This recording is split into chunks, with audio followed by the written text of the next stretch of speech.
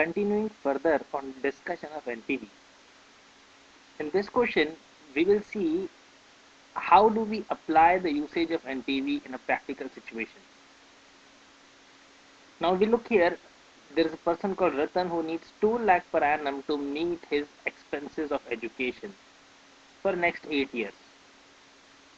Now 2 lakh rupees are required for next 8 years, but however there is something more, and that something more is that these expenses are expected to rise by 5% per annum. Now what lump sum should I invest today, or rather Ratan should invest today if the rate of interest is 8%? Now again 2 lakh can't be used as PMT because it is going to rise by 5%. How do we use this NPV function to solve such questions? So let's make columns year and amounts to be withdrawn in those years. Amount required after year 1 to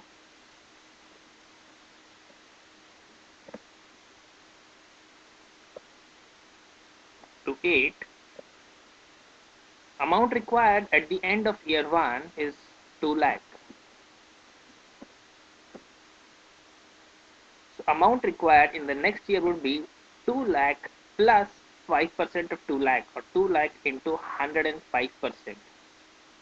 Now while calculating it, here we will use the cell number so that we can later on drag it. 105%. And now we can drag it or simply double click here to get all further details. Now that we have amount of money which is required in each particular year, we can use NPV function to solve it.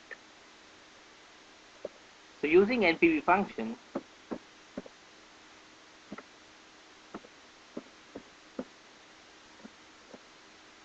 rate of interest is 8%. So the money is going to be invested at 8%.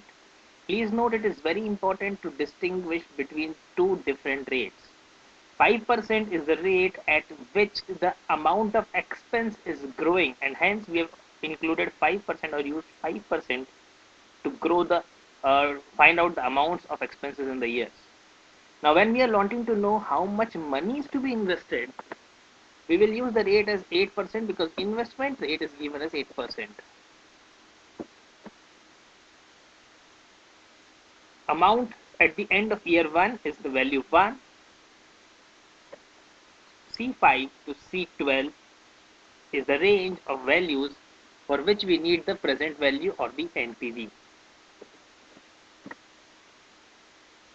So this basically shows that 13,45,178.64 rupees is required to be invested so that rupees 2 lakh, 2,10,000, 2,20,500, etc.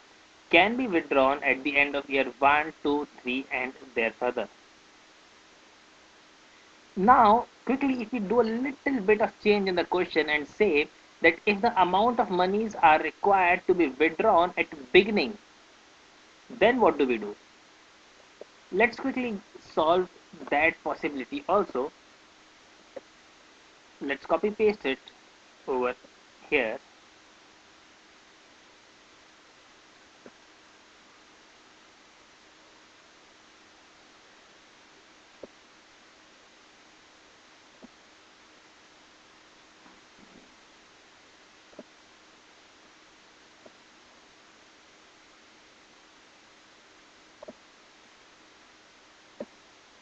A small change that we'll need to do is that now since we require 2 lakh rupees at beginning of year 1, we will denote it by 0 here, and 2,10,000 will be required at end of year 1. So we need to select it and double click here to change the remaining figures. So 2 lakh required at beginning of year 1, 2,10,000 required at beginning of year 2, which is also end of year 1, 2,20,500 required at the end of year 2, which is also beginning of year 3. Now while finding NPV, One needs to always remember that the first figure in NPV needs to be the value at the end of year 1. And hence, we will change this value, will remove 2 lakh. In the place of value 1 which is given as G5, we will change it to G6. And then we get 12,52,792. This is the amount of money required to get 2,10,000 at the end of year 1 and all further figures thereon. Plus obviously we need 2 lakh rupees right away.